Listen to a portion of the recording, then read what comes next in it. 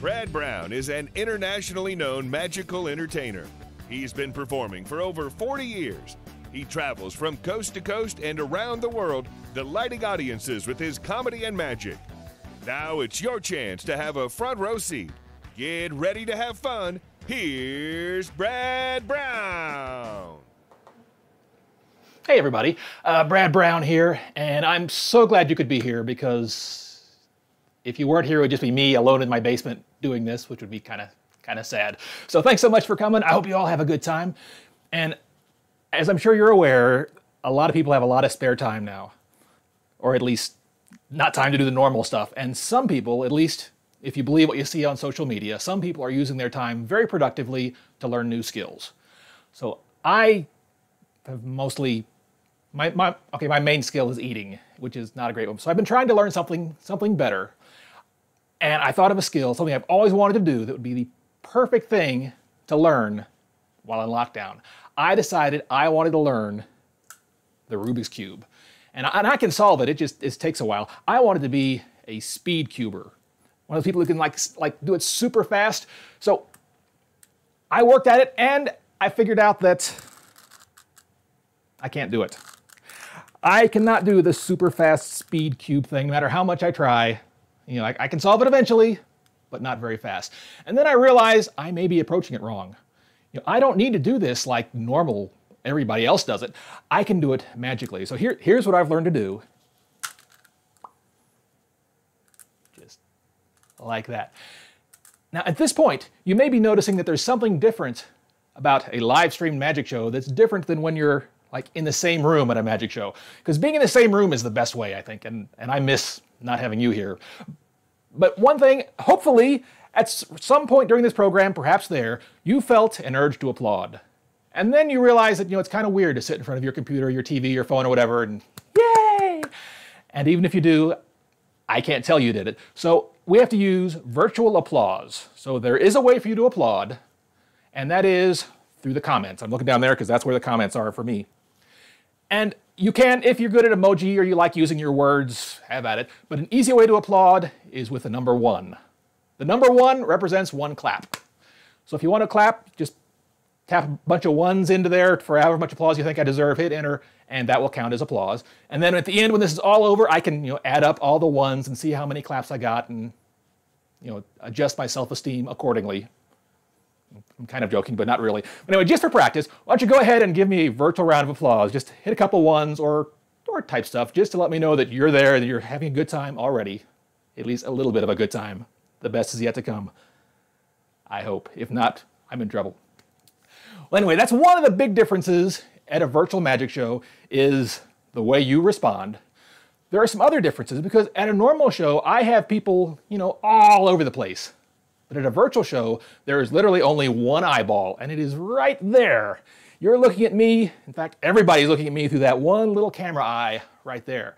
And that lets me do some things that I couldn't normally do. So let me explain. I've got, just to illustrate how this works, I have some ropes here. I'll throw that one on the floor for now. I'll get it in a minute. I'll just use these 2 for now. I have a long rope and a short rope. Anybody can see that. But it depends on the angle. Because if I hold that close to the camera, this goes really far away. If I do it just right, they almost look like they're the same size. And I can make it even harder. I've got, hang on, that rope I dropped earlier, gotta get it. All right, I'm back.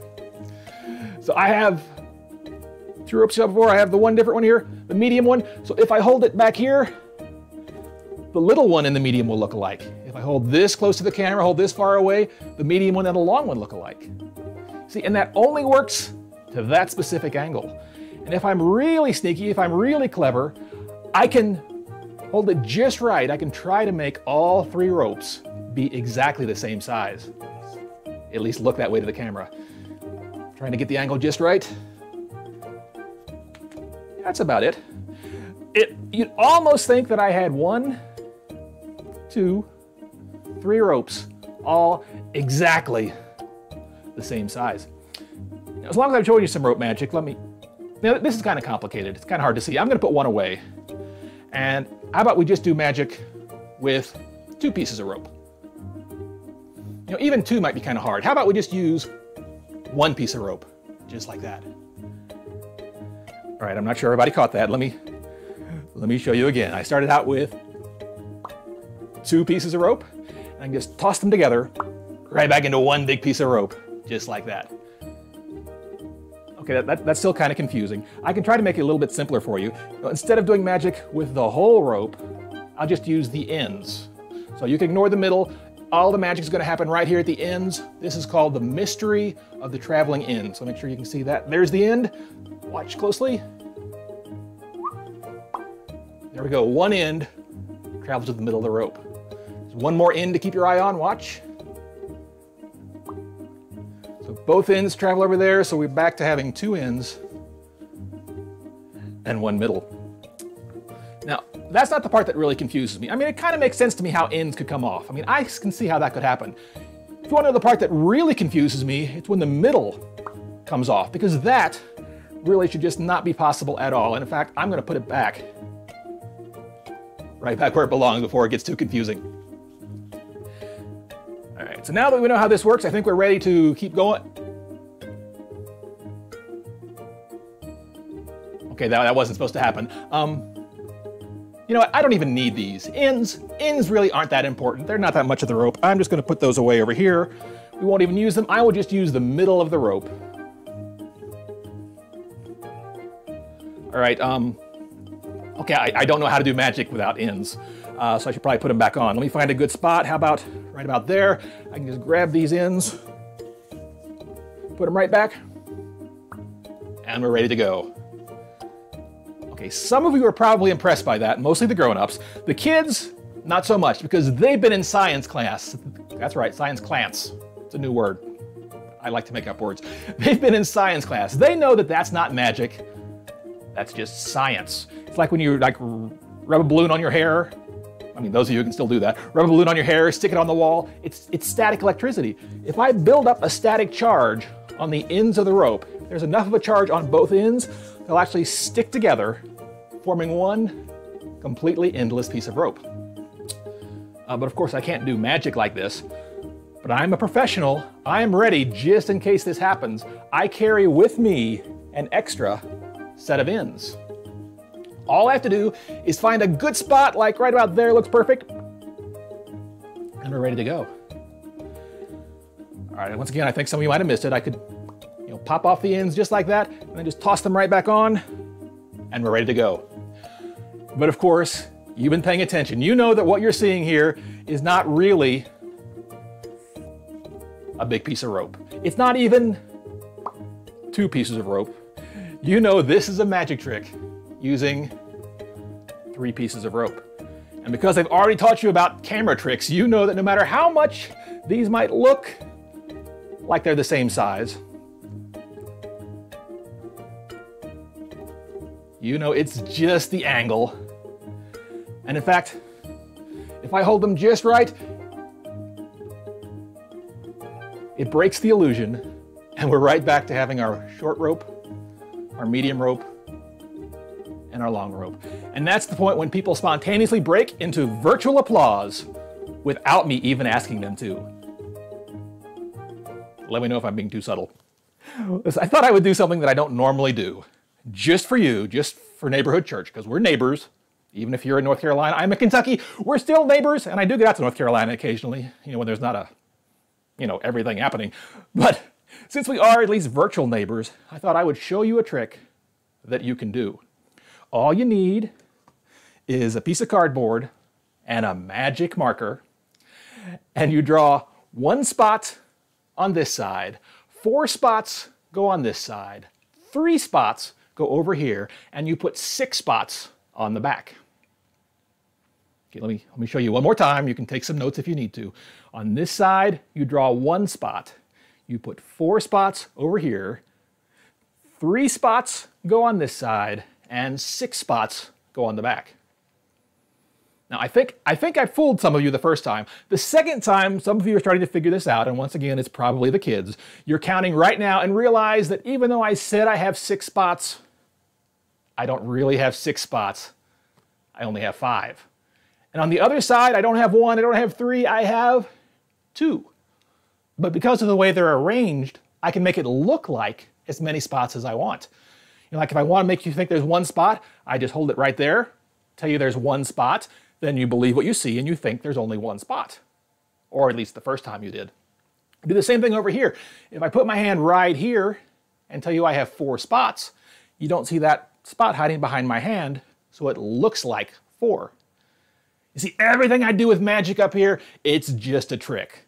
It's just pretend. I don't have any real power. You already figured that out for yourself. It's all just pretend. But like if I put my hand right here and tell you I have 3, as long as I show it kind of fast, you assume that there's one under my hand, so it looks like 3. Now, you're probably wondering what to do if someone asks you to move your hand. All you have to do is snap your fingers and show them that there really are 3 spots. And of course, if you put your hand here, it looks like 6. Just remember, no matter what happens, don't move this hand or you'll ruin the whole trick.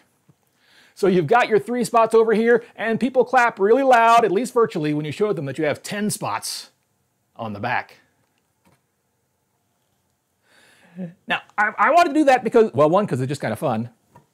But another reason is I want to make sure you understand that everything I do with magic, it's just pretend. You know, even if I don't explain how I do it, it's all just pretend. And it's important you know that because, you know, I'm just doing this for fun. But there are people who use magic to try to trick you into believing something that's not true. You know, I'm not trying to make you believe I have any special powers. I'm not trying to cheat you or anything. We're just here to have fun. But there are people who use magic to cheat you. And I thought I would show you that. I have something here. Have you heard of the game 3-Card Monte? Okay, 3-Card Monte is a card game, and it's played with 3 cards, thus the name. And I brought along some slightly larger than the normal cards to make sure everybody can see. And even though I call 3-Card Monte a game, it's not really a game. 3-Card Monte is a way to cheat people out of their money. In big cities, people will try to trick the tourists into playing this game. And in the end, the tourists will always lose their money because the person with the cards is cheating. They're using magic tricks to cheat people out of their money. And I think when we play this game, you'll understand. I have 3 cards. I have a king, an ace, and a queen. And because there are only 3, it's super easy to keep track. So even if I were to mix them up, you know that I have a king and an ace and a queen. I'm going to put her right over there. Now this would be the point where people would be asked to bet some money. So, what card is that over there? I bet a lot of people think it's the queen, but no, the queen is still right over there. It is, in fact, the king. And I'm not sure how many of you I fooled with that, but when I mix up the cards, maybe I move 1 card, maybe I move 2 cards at the same time. So even though it looks super easy to keep track, it's not. If I were being more honest, I would just show you a card. Like, there's the ace. I can take the ace and turn it over and put the ace right over there. All right, so now, once again, if we were really playing this game, I'd be asking you to bet money. What card do you think that is? A lot of people think it's the ace. You may be outsmarting me already. You probably figure out that if I want you to think the ace is there, it's probably right here. And it is. This is, in fact, the queen. So we're going to do this one more time. Now that you know how this works, we'll do this one last time, and this would be for all the money if I were trying to cheat you out of your money. Once more, I'm going to take the ace, and I'm going to put it right over there. And for those of you who think you have it all figured out, I haven't cheated. Not yet. But the focus is doing weird things. Focus on me. There we go. Sorry. I should have turned off autofocus. I forgot. Anyway. That's how I do the magic. Things just blur out at the right moment. Then the elephant walks in and we have the big finale. Anyway, your job to keep track of where the ace is because I'm really sneaky. Here we go. How many of you think this is the ace? Not many. How many think the ace is here? Well, the truth is, I told you I was going to cheat, and I did. If you thought the ace was here, you lost. If you thought the ace was here, you also lost because there is no ace, and it's all just been a trick. But that's one way people use magic to cheat people. Some people try to make you believe that they actually have some sort of supernatural power. You know, there are people out there who claim they can read your mind or talk to dead people or foretell the future, and all that stuff that I've seen, it's just been a trick. It's not real. But I thought I would try to do some fake mind reading just for fun. And I'm going to do it, actually it's kind of mind reading, it's kind of sleight of hand. Now usually when someone does sleight of hand, they use their own hands. That would be the normal way. I do not do things the normal way. I do things the weird way, the Brad way. So I'm going to do some sleight of hand, but with your hands. I know it sounds weird, but trust me, I think it's going to work. At least I hope it does. If not, sorry. So I'm going to use your hand to do some mind reading because it's best when the magic happens right with you. So I want the magic to happen not just in your hand, but with your hands. So I want you to take your hand and just hold it right up in front of your face. Got it? Now we're going to do some magic with your fingers. What's going to happen? You're going to pick a finger, and even though most are probably in North Carolina, you could be anywhere, it's the internet. I'm here in Kentucky. I'm going to try to figure out which finger you've picked. I know it's impossible, but that's kind of my thing. So hold your hand up in front of you so your palm is kind of toward your face, and with your other hand, I want you to point at your pinky. Now, I'm going to ask you to make a series of moves, moving from finger to finger. And you can move whichever way you want to, but a move is just moving from one finger to a finger next to it. And you can go either direction. And for the sake of this, the thumb does count as a finger. I know there's some debate on this subject, and I don't usually wade in on controversial subjects, but for now, that counts as a finger. So I can find the little finger, you can only go one place, but from there I could go either this way or this way. So if I did 3 moves, I could go 1, 2, 3, 1, 2, 3, 1, 2, 3. So that's what a move is. So here we go. We're ready to start now. Hold up your hand right in front of you. All right, place your finger, your pointy finger, and point at your pinky. And I'm going to have you, we're going to make moves. We'll do it a few times. So starting from here, I want you to make, we have 5 fingers. Let's do 5 moves. That way you can go pretty much anywhere you want. So however you want, make 5 moves from one finger to the next. So I'm going to go 1, 2, 3, and I'll stop doing it, but you do 4 and 5. So you've made 5 moves. You should be on a different finger, maybe the same finger, I don't know. But I'm going to try to figure out what finger you're pointing at now. Okay, I'm not sure what one you're pointing at now, but I'm pretty sure you're not pointing at your thumb, so you can pull your thumb down. And I don't think you're pointing at your pinky, so you should have 3 fingers left. Hopefully you're still pointing at one of those. I'm going to have you do, let's do 3 moves. So for whatever finger you're on, do 1, 2, 3 moves. All right, now I think some of you used to be on your ring finger, but you're not there now. So go ahead and put down your ring finger. So we have 2 fingers. You're hopefully pointing at one of those still. We'll do, let's just move one time this. Whichever finger you're on, point to the other one. All right, and I think, I'm not positive I'm getting all of you, but I think most, if not all of you, are on this finger, the number 1 finger. Did I get it right? If I got it right, let me know. If I didn't get it right, you can tell me that, but it'll make me cry, so positive affirmation is appreciated. I'm almost kidding, but that's okay. But you see, people do actually, I mean, that was just kind of silly, but people do use magic to try to make you believe in the fake supernatural. Like they try to, like I know somebody who believes in ghosts because she saw it on TV. She saw like a ghost show on TV, so now she believes ghosts are real. And I hate to have to break this to you, but not everything you see on TV is real.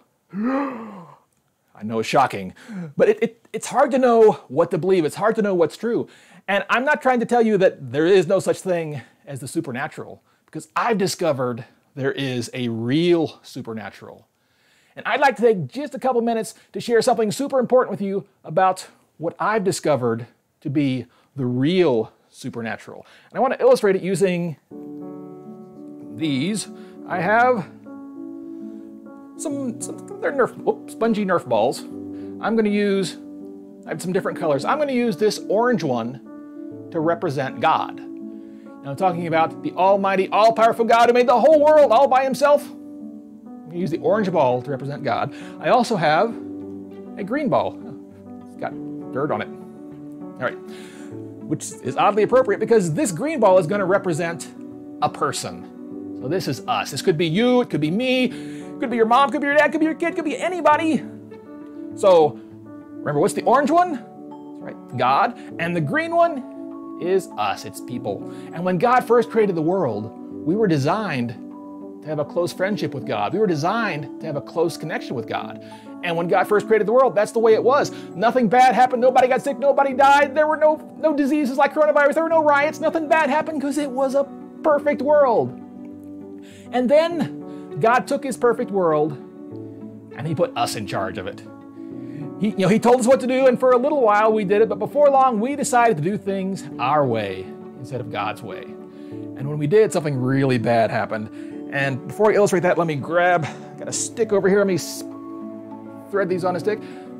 So the orange represents God, I have this purple one I'm going to put in the middle, and us on the other side. Because when we disobeyed God, we messed things up. I mean, have you ever broken anything? I know I have. How bad would you feel if you broke the entire world?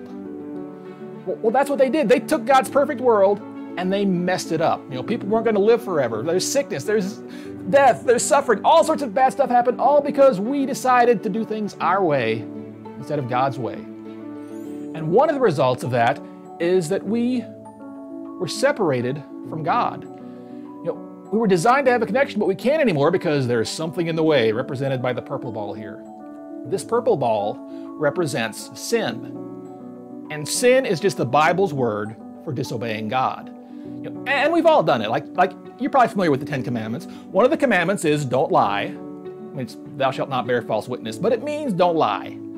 I know I have lied, and I don't know you personally, but I'm pretty sure you've told lies too. Another one is don't steal. Don't take something you're not supposed to.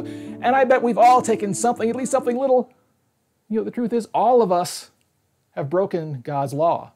And as a result, we've all been separated from God. That's the bad news. And the Bible teaches that there's a punishment for sin. The Bible says the wages of sin, or what we deserve to get for our sin, is death. And that's talking about dying and being separated from God forever. That's more of the bad news. But there is good news, and that is that even though we've messed things up so much, God still loves us. And God still wants to have a relationship with us. So God did something absolutely amazing. There was nothing we could do to fix things up. So God decided to fix things up for us. I have a cross here, and the cross reminds me of Jesus because Jesus died on the cross. Now, Jesus was God in human form. God came to earth in the form of the man Jesus Christ. And in his entire life, Jesus never sinned. He never told a lie. He never stole anything. He never disobeyed his parents. Jesus never sinned. So he's the only person who ever lived who didn't deserve to face the penalty of sin. Instead, Jesus chose to die on the cross to pay for our sin. You and I are the ones who are guilty. You and I are the ones who deserve to be punished. But Jesus took our punishment for us. So when he died, he took away that sin that was keeping us apart from God. And then 3 days later, he came back from the dead, proving once and for all that he really is God. And one super important thing that Jesus said is, I am the way, the truth, and the life. No man, no person can come to the Father except through me.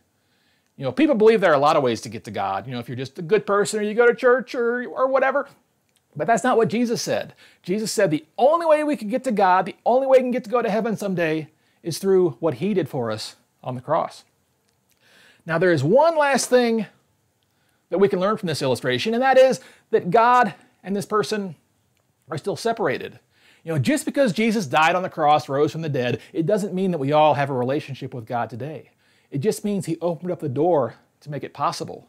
But God still allows us to choose. We can choose to let God come into our life, be our friend, stick with us no matter what happens and take us to heaven someday, or we can choose to keep living apart from him. Once again, Jesus made the way. In fact, the Bible says Jesus is the way, but he still allows us to choose. And I bet a lot of you already are friends with God.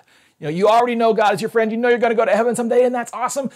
But if there's someone here listening and you don't know whether you're going to heaven or you don't know what to believe about God, I just want to let you know how to start a friendship with God if that's what you'd like to do. Starting a friendship with God is actually pretty simple. I mean, he's done all the hard work. Starting a friendship with God is pretty much like starting a friendship with anyone. Like if you want to be my friend, the first thing you would do is probably just talk to me.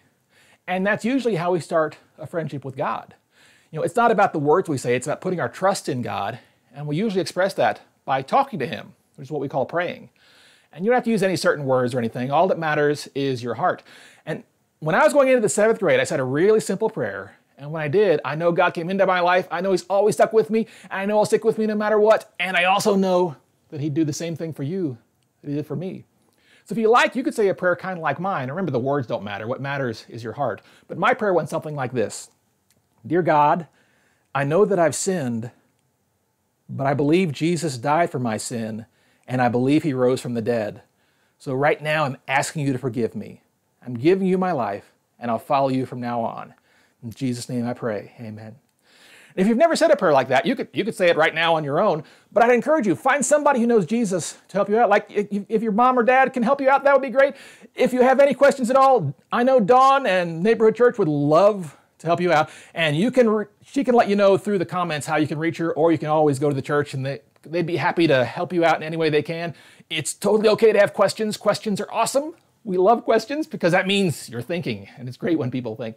So if you have questions, if you have problems, Neighborhood Church would love to help you out in any way they can. And as long as I'm talking about them, they do have, Dawn does lead weekly children's programs online during this crazy time when it's hard to get together. So if you're interested in that and don't know about it, be sure to check with Dawn or check on the website so you can find out how you can get connected. And if you're in the area, I know they would love to have you come out and actually visit once that's once that's possible again. But if there is anything that Neighborhood Church can do, or if anything I can do for you, be sure to reach out. We'd love to help you. But right now, I think I've got time for more magic. Yes, I definitely do. I am like on schedule. I'm going to show you another trick that you can do. And this is a dangerous trick. I wanted to bring some excitement. So I'm going to show you a trick using fire and an explosion. Okay, it's a candle and a popping balloon, but it's the best I can do under the circumstances. So I'll go ahead and light my candle there. So it's ready. Now this is a card trick, and it's a good trick to do at parties. So I have a deck of cards here. I don't know if you can see them. It's not that important that you can see which one is which. Now normally you would have somebody pick a card. Now because it's just me in my basement, it's kind of hard to have people pick a card, so I will just pick a card. I'll cut the cards and go with that one. It's 4 of hearts. I could pretend I can't see it, but there's a monitor right there, so you wouldn't be impressed. So you have somebody pick a card, put it back on the deck, and shuffle the cards. And then we come to the part where we find the card. You need a balloon and something that is a natural enemy of a balloon. I'm using a candle, but you can use anything, that's a thumbtack or anything that will pop a balloon. And I have a balloon right over here. I'll just hold the balloon over the candle. Is that your card? And then, of course, everyone yells and cheers and throws money, and you're the hero of the party because you've done something that looks like a miracle. Well, let me explain how that works now so that you'll be able to do this. You start out by placing the card. Well, you have somebody pick a card, so I picked the 4 of hearts. You put it right back on top, and then you pretend to shuffle the cards. Now, if you're not paying close attention, it looks like I'm shuffling, and I am shuffling most of them, but let me get really close so you can see. That one card on top never moves. I just hold on to it, and I shuffle the rest of the cards. So no matter how much I shuffle, that top card never moves. So I can shuffle all day, whatever card the person picked would stay right on top. Then I very carefully square up the cards. Not because I care that they're square, because I'm doing something sneaky. I'm doing what magicians call palming a card. Now, palming a card is when you secretly put a card in the palm of your hand. Magicians aren't very creative in naming things. That's why we call this a palm, because the card is in my palm. So once I have it secretly hidden in my hand, all I have to do is pick up a balloon, pop the balloon. When the balloon pops, out comes the card, and everybody thinks that it was inside, when really I was just holding it on the outside. See how that works? Now, you probably noticed that I used a black balloon. And that's because it is super important that they can't see the card through the balloon, because if they see it, it ruins everything. Now, once you reach a certain age, every party you go to will have black balloons. Just a fact. You may not be that old yet. You may still be going to parties that are happy and festive. If that's you, you can still do this trick no matter what kind of balloon they have. And to prove it, I brought along the worst possible balloon you could have. I brought along a clear balloon. So let me show you how that would work.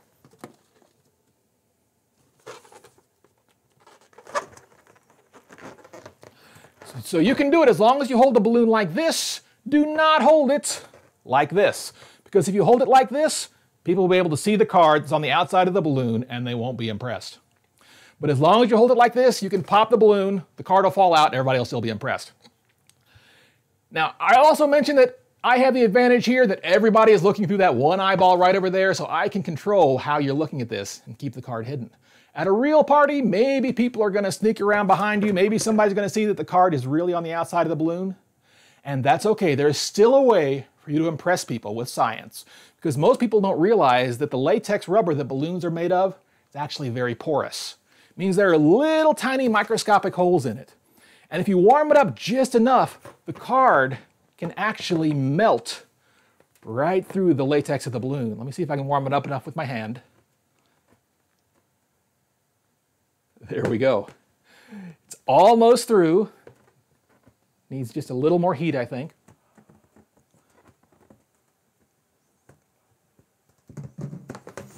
There we go.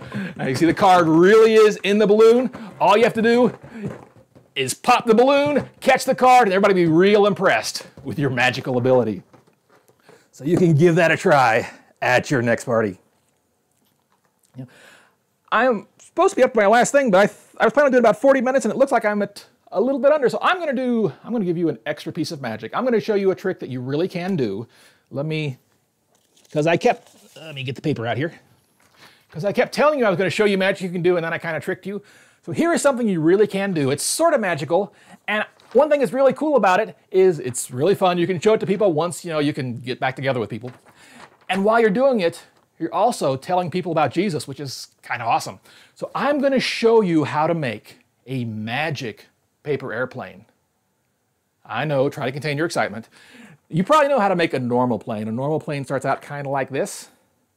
But this is not a normal plane. This is a magic plane. So you take the top and fold it all the way over to the other side. Get really close so you can see what I'm doing. After that, you take this point and fold it all the way down to the other side so it looks kind of like a house. At least like some houses are shaped like this anyway. I don't know what your house is shaped like. After that is like a normal airplane. You just fold it in half like an airplane and fold the wings down. Now there is one thing a little bit different about this plane. Remember the point? It's still there. You have to fold that down and you'll have a silly looking plane. One important thing to remember when you show this to all your friends, this plane does not fly very well. So if you want to look cool in front of your friends, don't really fly it. Do this instead.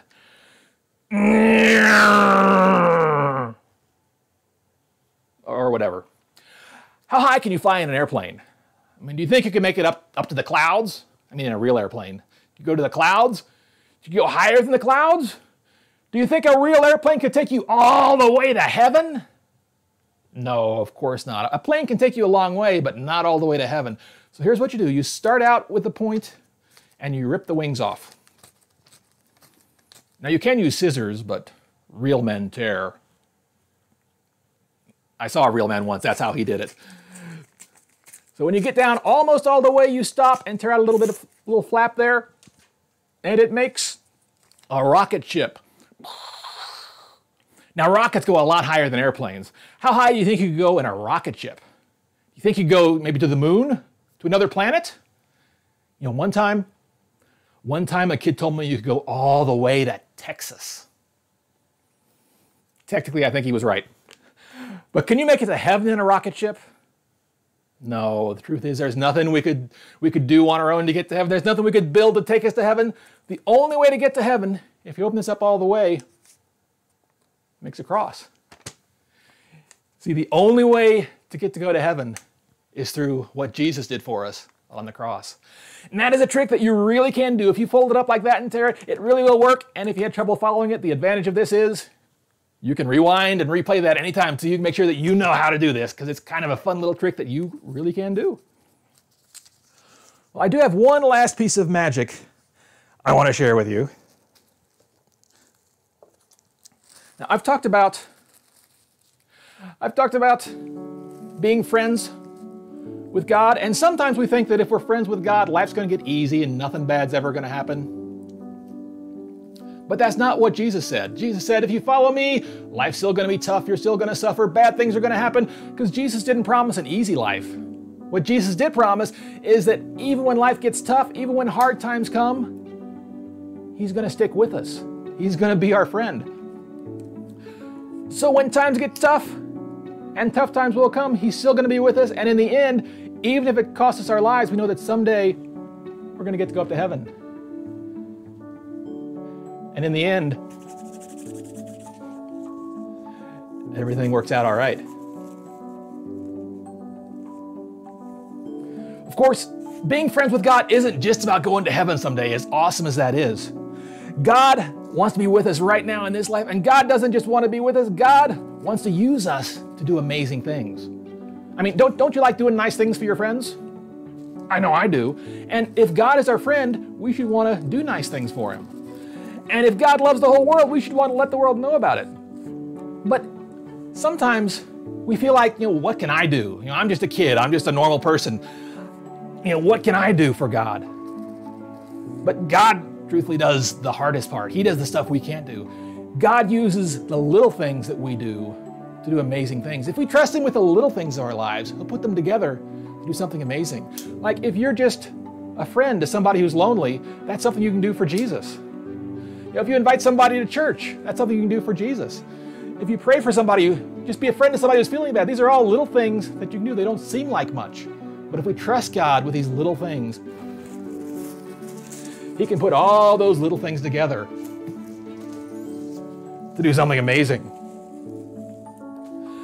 So remember, it's not an accident you are who you are.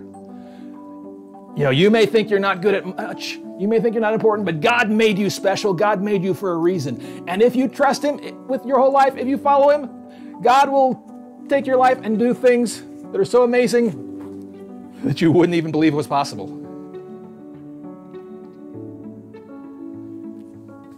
Listen, I hope you liked the magic and stuff. But most importantly, I hope you realize that the only real magic is what God can do in your life. And if you don't know God, if you don't even know what to believe about God, I'd encourage you to ask questions. Check with Dawn in Neighborhood Church or check with me. We'd love to help you out.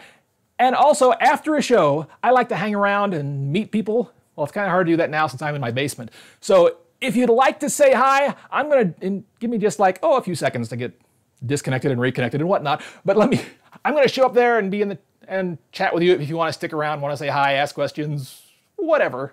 I'll see you in just a minute. But thanks so much for turning out. I had a great time, and I hope you did too. So thank you very much.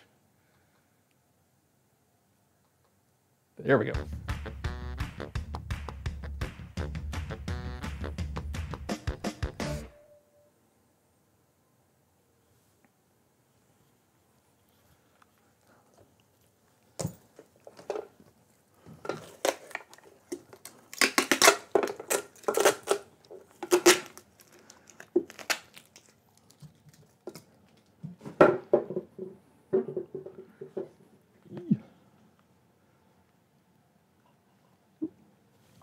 I'm all sweaty. Hello, world.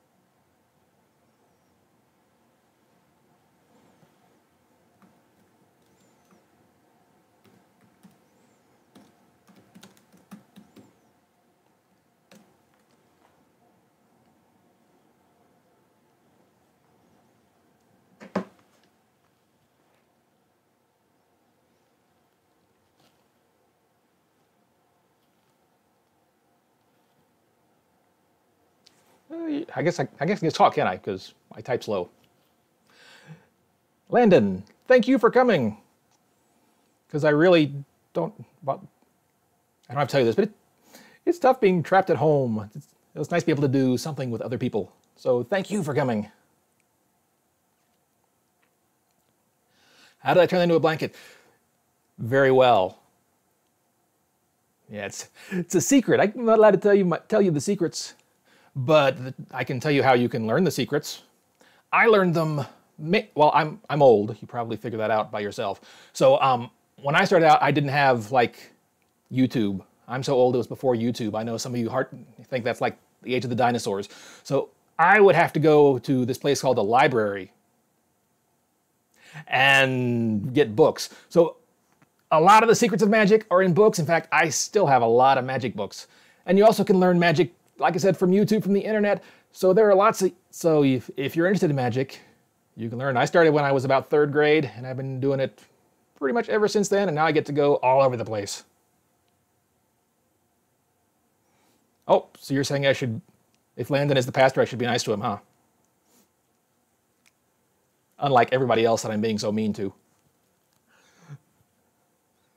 So I guess if anybody had questions about the church, he'd be a good person to ask too. He probably knows a thing or two about it.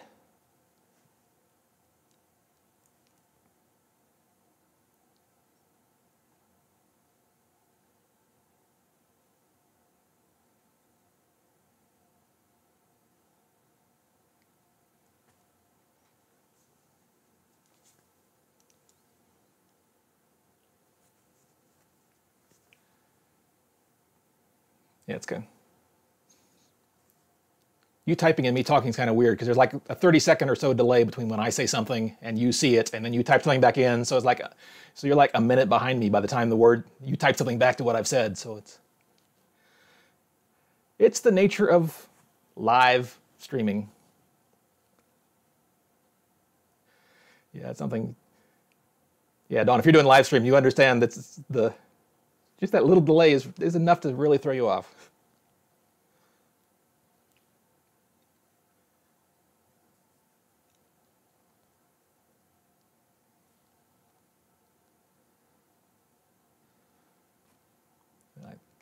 Looks like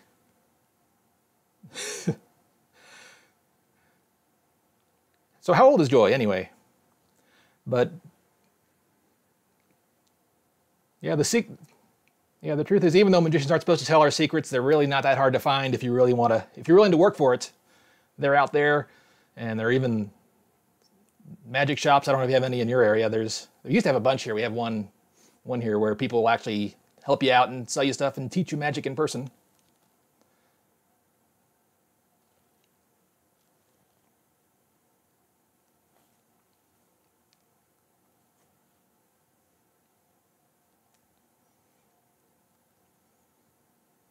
All right, well, I think I'm going to go ahead and drop off unless somebody screams, don't go, in the next, 6. That's a good age to get started. Yeah, I started 9-ish, so she'd be ahead of me. And the cool thing is there didn't used to be a lot of girls in magic. It used to be pretty much dorky boys like me. But now there are a lot of girls in magic and a lot of girls in other, doing comedy and all sorts of arts that for some reason they didn't used to do. So we need more girls in magic. So if you're interested, magic could definitely use you. So if you like magic, I hope you stick with it, and because it is a lot of fun. And I do get to travel all over the place. I mean, not now. Now I go downstairs and turn on a camera. But hopefully someday I'll be able to travel all over the place again and meet people. But magic has taken me literally all over the world. I mean, not like every place, but I've been to India, I've been to the Philippines, I've been to Africa. So I get to, and all over the United States with people I wouldn't normally get to meet for other reasons in my life, because we tend to kind of stay in our own little cell. So it's neat to be able to travel around and see people that I wouldn't meet otherwise. So at least for me, magic is awesome.